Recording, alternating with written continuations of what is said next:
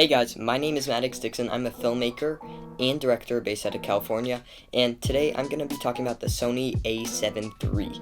I'm going to be talking about the pros, cons, the good, bad, and the ugly. So, let's get into it. First thing I want to say about the Sony A7 III is it is an amazing camera. It is so nice and so easy to use, and I love it. This camera is a beast compared to my old camera, which I'm filming on right now, which is a Nikon D3200. I know you hear Nikon and you think of a potato, and to be honest, that's what it is. It is terrible quality, and I don't love using it, but it's all I had, and that's what got me started and saved me enough money and made me enough money to be able to buy the Sony A7 III. This camera looks great when you have lighting setups that look professional, but it also is so amazing when you're doing running gun shooting and you can't have time to set up lighting. It has a dual native ISO that goes up to 128,000, and even then it's not very grainy, which I love. I love all the customizable buttons that we have on this camera and all of the little knobs and dials we have, and it makes shooting just 100 times easier compared to my old camera. I got the Sony A7 III with the kit lens, which only costed me $1,300 because I found a deal.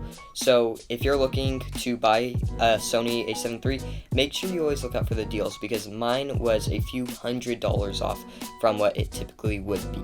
Something else that I love about the Sony A7 III are the dual SD card slots. So if you run out of storage on one SD card, it'll automatically switch over to the second SD card and not interrupt your shooting, which is so nice. Something else I love is the viewfinder on this. It's actually a screen compared to my DSLR camera, which uses mirrors, and then you couldn't actually see through it when you were filming, which got a little annoying, but this camera is so nice that you're able to actually look through it while shooting. This camera is 4K and can shoot at 120 frames a second in 1080p, but it also has great slow motion, and it's which is super nice to get those crispy slow motion shots.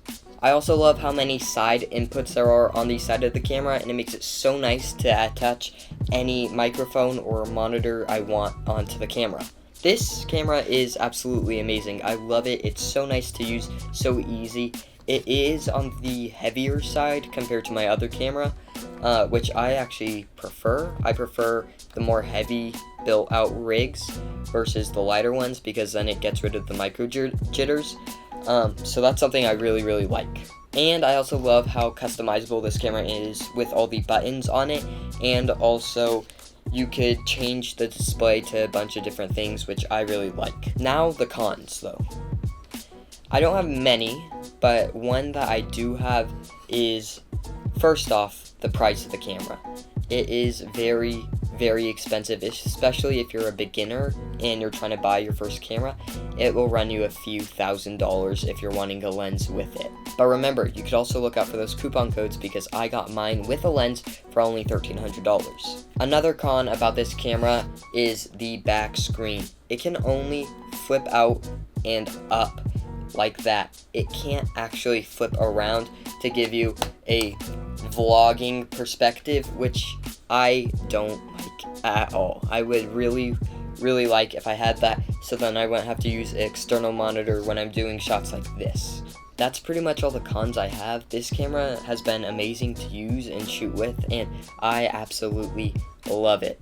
This has been so easy and nice to use, and that's all I can really say. There's not really bad things about it. That's all I really have to say. This camera is all around a great camera. I would highly recommend it, and if you're wanting to get your first camera and you need something that isn't too expensive versus like the Sony FX3 or FX30, this is a cheaper, very similar camera to get. If you guys liked this video, please like the video, subscribe if you want to, and hopefully I can try to get sponsored by a camera brand to get another camera because I don't want to have to film these on my Nikon. Subscribe.